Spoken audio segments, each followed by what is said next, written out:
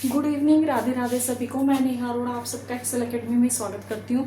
Students, आज हम 8th class का मैथ्स का टॉपिक करेंगे, that is direct and inverse proportion. Clear. अब डायरेक्ट एंड इनवर्स प्रोपोर्शन करने से पहले हमें कुछ चीज़ों को समझना होगा कि डायरेक्ट क्या होता है, इनवर्स क्या होता है और वेरिएशन क्या होता है।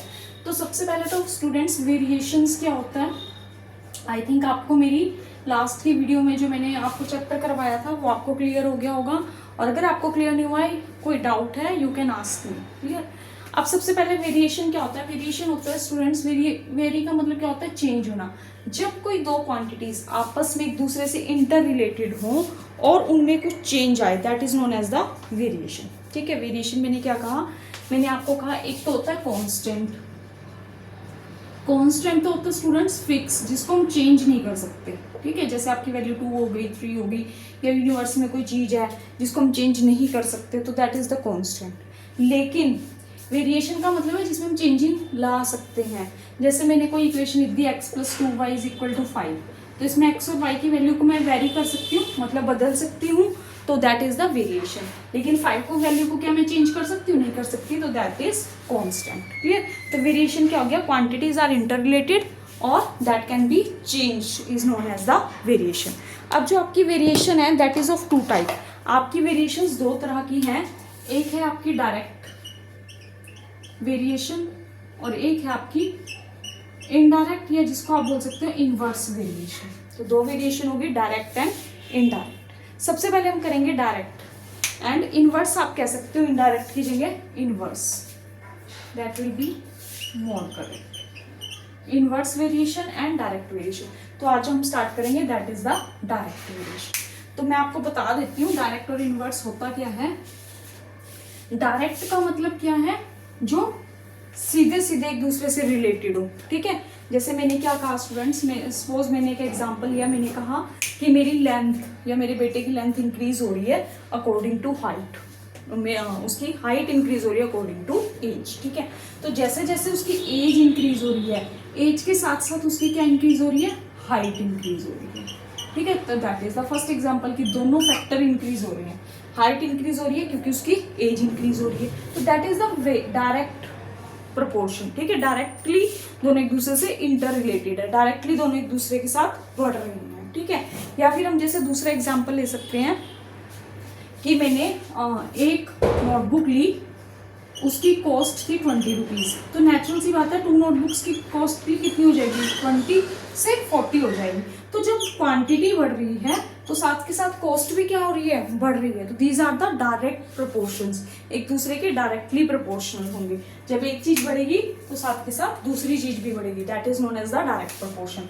अब अगर हम ग्राफ प्लॉट करें डायरेक्ट वेरिएशन का, सपोज यहाँ पे मैंने स्टूडेंट की हाइट ले ली और यहाँ पे मैंने ली स्टूडेंट्स की एज, तो उनके बीच में कैसा ग्राफ आएगा, स्ट्रेट लाइन ग्राफ आएगा। डायरेक्ट वेरिएशन का कैसा ग्राफ होगा, स्ट्रेट लाइन ग्राफ होगा।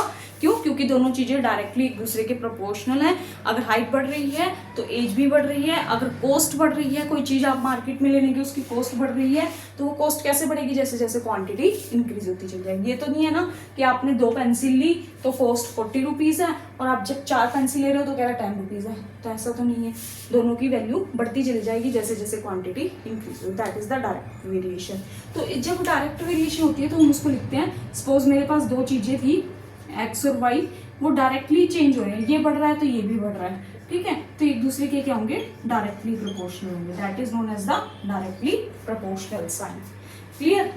अब स्टूडेंट्स हमारे पास होता है इनडायरेक्ट या इनवर्स आप कह सकते हो। इनवर्स का मतलब है उल्टा। ठीक है। तो इनवर्स में क्या होगा आपका, अगर एक चीज बढ़ेगी तो दूसरी क्या हो जाएगी, कम हो जाएगी, तो that is the inverse variation. इसमें आप क्या लोगे, X is inversely proportional to Y. Clear. अब आई थिंक आपको ये क्लियर हो गया होगा। वेरिएशन का मतलब है जब दो चीजें आपस में इंटर रिलेटेड है और वो कुछ चेंज कर रही है, दैट इज द वेरिएशन। ठीक है, या चेंज। और जो हमारा वेरिएशन है वो 2 तरह का है, डायरेक्ट और इनवर्स। डायरेक्ट में अगर एक चीज बढ़ रही है तो दूसरी चीज भी बढ़ेगी, एक चीज कम हो रही है तो दूसरी भी कम हो जाएगी। और इनडायरेक्ट या इनवर्स में अगर एक चीज बढ़ रही है तो दूसरी कम हो जाएगी, दूसरी बढ़ रही है तो पहली कम हो जाएगी। ठीक है, अब हम इसके कुछ क्वेश्चंस करते हैं। जैसे हमारे पास दिया हुआ है फर्स्ट क्वेश्चन, और डायरेक्ट वेरिएशन में स्टूडेंट, जैसे मैंने अभी आपको कहा X is directly proportional to Y, तो एक्स की प्रोपोर्शनैलिटी के साइन की जगह हम के लिखेंगे। के को बोलते हैं कांस्टेंट ऑफ प्रोपोर्शनैलिटी,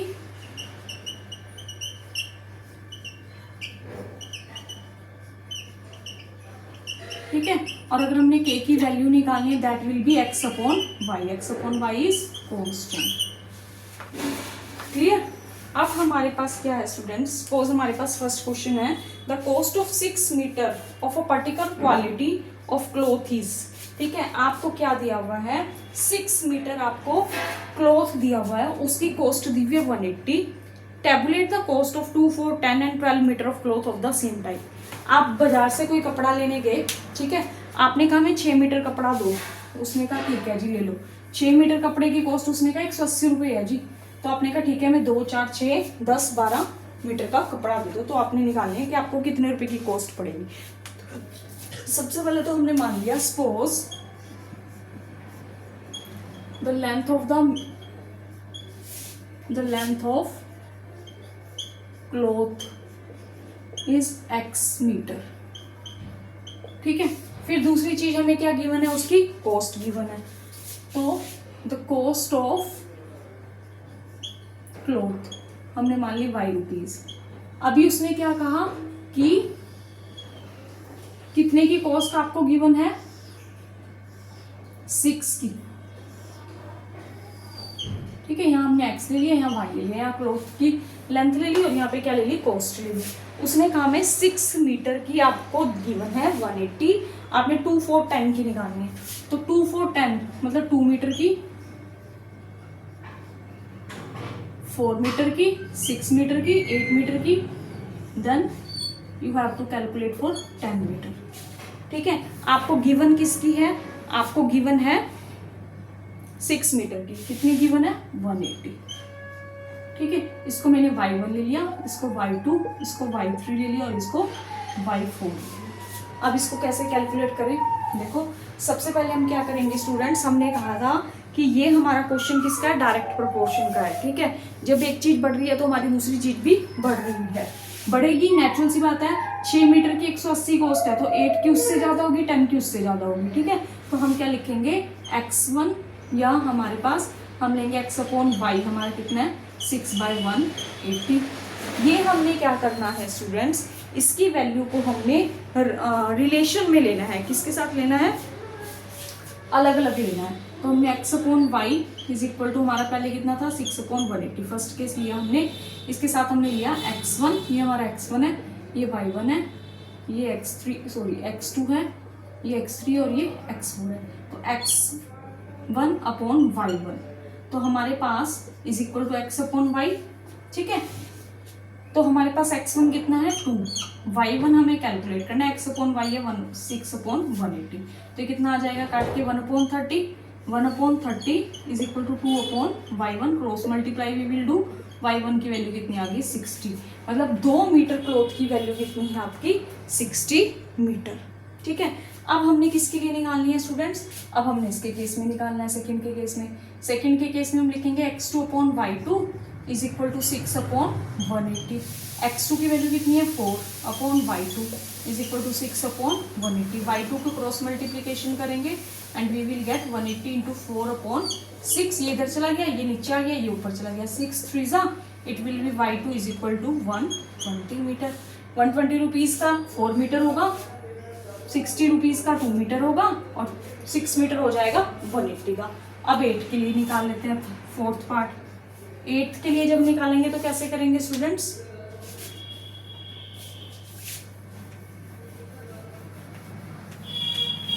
8 के लिए निकाल लेते हैं। अब हमारे पास कितना आएगा 6/180 is equal to 8/y3, y3 ऊपर चला जाएगा, 8 इंटू 180/6, 6 3 0, कितना हो गया 240 हो गया। ऐसे हम किसकी कैलकुलेट करेंगे 10 मीटर के लिए।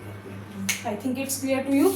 जब एक चीज बढ़ रही है तो दूसरी चीज भी डायरेक्ट प्रोपोर्शन में बढ़ेगी। तो यहाँ पे जैसे जैसे कॉस्ट बढ़ रही थी, लेंथ बढ़ रही थी, वैसे वैसे उसकी कॉस्ट भी इंक्रीज हुई। तो हमने एक कॉस्ट को तो हमें फिक्स दे रखा है, उसको दूसरी के साथ कंपेयर करके रिलेशन निकाल के answer we can find out. Clear? Now will take the next one question. Next question है आपका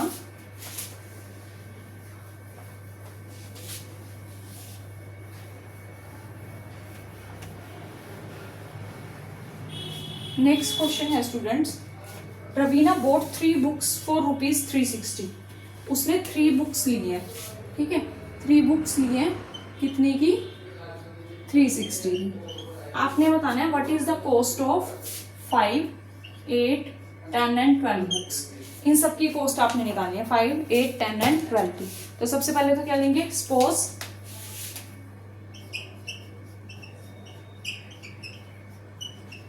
the cost of, yes, suppose the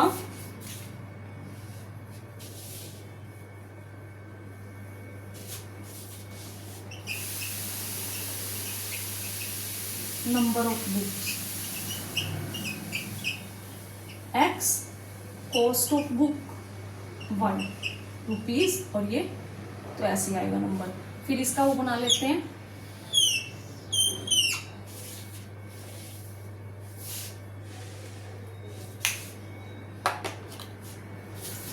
ऐसे हमने वो बना लिया इसका बॉक्स x 5. पहले कितनी बुक्स थी आपकी? 3 बुक्स थी, फिर 5, फिर 8. तो 3 बुक्स की कितनी वैल्यू है? 360. You have to calculate for 5, 8 and 12.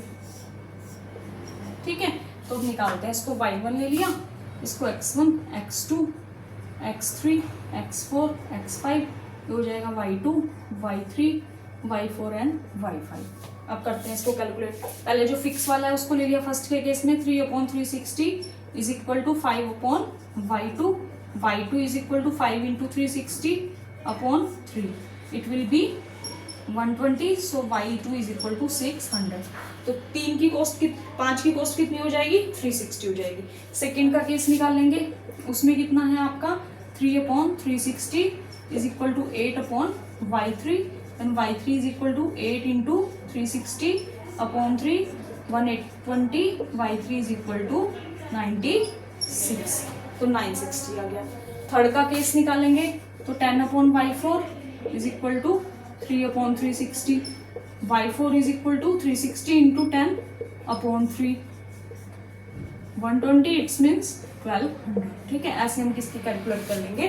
12 books के कॉस्ट. तो 1 बुक की कॉस्ट, 3 बुक्स की कॉस्ट कितनी है? 360. 5 की we have calculated 600. 4, 8 it will be 960 और 4, 10 it will be 1200. Clear? I think it's clear to you.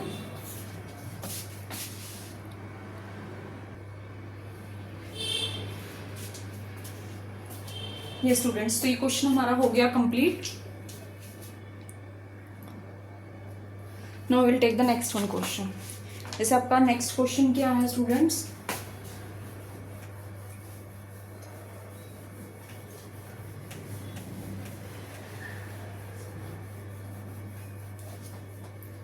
Next question is, Sania type 360 words in 1 hour. कितने words को टाइप किया है?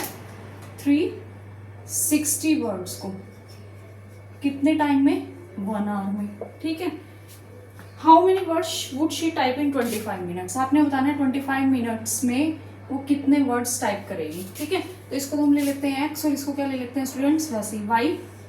You will write suppose the number of words are x and the time taken is y. ठीक है, तो एक जगह हमने x ले लिया, दूसरी जगह क्या ले लिया? y ले लिया. ये हमारे क्या हो गए? वर्ड्स, और ये हो गया हमारा टाइम. तो सबसे पहले तो स्टूडेंट्स ये मिनट में दिया हुआ है, ये आर में, तो 1 आवर को किस में चेंज करेंगे? 60 मिनट में चेंज हो जाएगा, क्योंकि आपको पता है घंटे में कितने मिनट होते हैं? 60 मिनट होते हैं. तो वर्ड्स कितने थे? 360. टाइम कितना लग रहा था? 60 मिनट. अब 25 मिनट्स लग रहे हैं आपने बताने के कितने वर्ड्स होंगे. तो सेम करेंगे, 360/60 is equal to x/25. x will be same, 360 into 25/60. 6 0 से 0 cancel, 25 into 6 it will be 150. 150 words will be typed in 25 minutes. Clear? Now will take the next one question. जैसे हमारे पास नेक्स्ट क्वेश्चन है,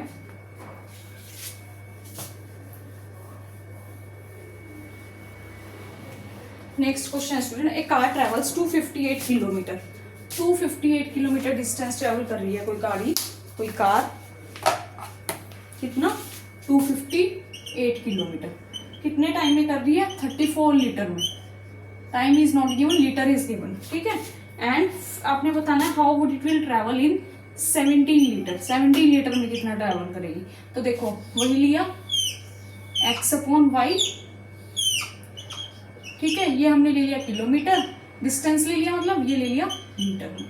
अब x कितना है हमारे पास 258, ठीक है, कितने लीटर में 34 लीटर में, तो हमने 17 लीटर में बताना है। पहले तो मुझे बताओ स्टूडेंट, जब लीटर की क्वांटिटी कम हो रही है, आप यहाँ से कहीं गए 250 किलोमीटर का डिस्टेंस आपने ट्रेवल किया 34 लीटर में, तो आप मुझे बताओ 17 लीटर में आप कितना ट्रेवल करोगे, कम ही करोगे ना उससे, ठीक है। तो मतलब अगर हमारा डिस्टेंस बढ़ रहा था तो लीटर की क्वांटिटी, पेट्रोल की क्वांटिटी बढ़ रही थी। अब अगर हमारा पेट्रोल कम है तो हमारी डिस्टेंस की वैल्यू भी क्या आएगी, कम आएगी। तो you can check your question कि आपका क्वेश्चन गलत है या सही है। प्रपोर्शन लगाओ और आपको पता चल जाएगा कि आपका क्वेश्चन सही है या गलत है। Clear, 258 into 17 upon 34 is equal to 22, 2 से कट गया 129, 129, y इज इक्वल टू 129, मतलब 129 किलोमीटर डिस्टेंस ट्रेवल किया 17 लीटर में, ठीक है। तो हाफ ही हो गया, अप्रोक्सीमेट सारा ही हाफ हो गया। तो मैंने क्या कहा था आपको शुरू में कि अगर एक क्वांटिटी इंक्रीज करिए तो दूसरी भी इंक्रीज करेगी डायरेक्ट प्रोपोर्शन में, लेकिन अगर एक कम हो रही है तो दूसरी भी कम होगी।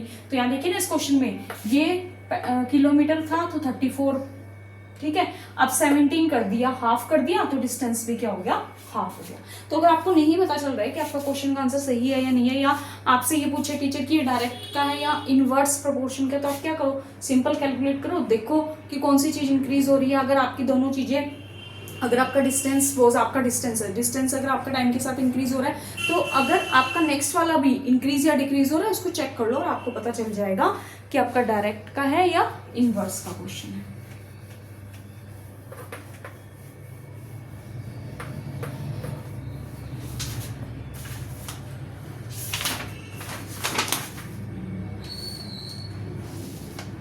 अब जैसे नेक्स्ट क्वेश्चन है student, a train is moving with the uniform speed, speed आपको गिवन है 90 किलोमीटर पर आवर, ठीक है। इस स्पीड से कोई गाड़ी चल रही है, कोई ट्रेन चल रही है, आपको बताना है कि कितने डिस्टेंस में वो, how far it will travel in 30 minutes. पहले तो मेरी एक बात सुनिए, 90 किलोमीटर पर आवर का मतलब क्या है। अब आप कहोगे मैम हमें तो एक ही चीज गिवन है, दूसरी तो गिवन ही नहीं है, हमें कैसे पता चलेगा। उसने क्या कहा स्टूडेंट, 90 किलोमीटर पर आवर, इसका मतलब 90 किलोमीटर डिस्टेंस ट्रेवल हो रहा है कितने में, 1 घंटे में। 1 घंटे का मतलब 60 मिनट में। ये क्वेश्चन से क्लियर हो गया, ठीक है। क्वेश्चन में गिवन नहीं है डिस्टेंस, उसने सिर्फ इतना कहा 90 kilometre per hour, per hour का मतलब है 1 घंटा, तो 1 घंटे में कितना डिस्टेंस ट्रेवल हो गया, 90 kilometre. I think statement is clear. How far will it travel in 30 minutes, आपने बताना है कि कितना डिस्टेंस ट्रेवल करेगा किसमें, 30 मिनट्स में।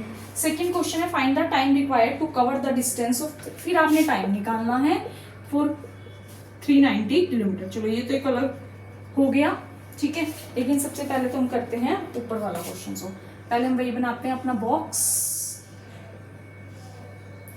एक चीज को x ले लेते हैं, दूसरे को क्या ले लेते हैं, y ले लेते हैं। तो एक को x ले लिया, दूसरे को y ले लिया। 90 किलोमीटर कितने में, 60 मिनट में, ये टाइम है आपका, और ये किलोमीटर डिस्टेंस है, ये मिनट में, ठीक है।